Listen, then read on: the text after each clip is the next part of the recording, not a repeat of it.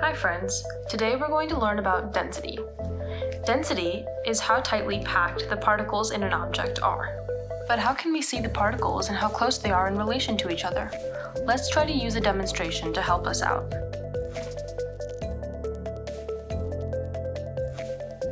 Start by filling 1 cup with still water.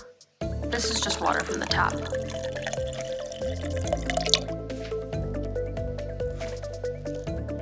Next, add your raisins. I just took a small handful, maybe 15 raisins. We can see that all the raisins sunk to the bottom. Now I'm going to pour an equal amount of carbonated water into the second cup.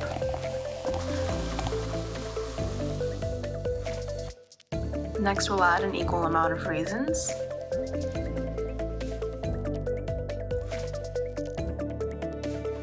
Now check out all those bubbles surrounding the raisins.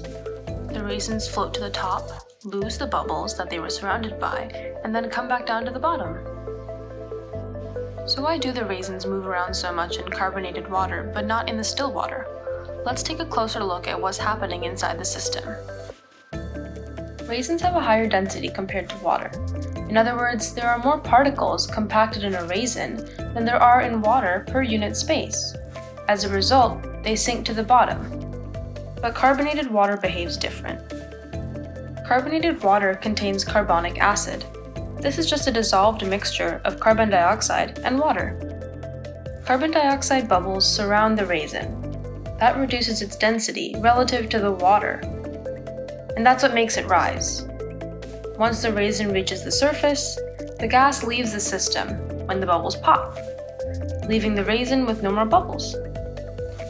As a result, the raisin's relative density, again greater than the liquid it is in, returns to the bottom, and then the cycle can repeat with more pockets of that carbon dioxide.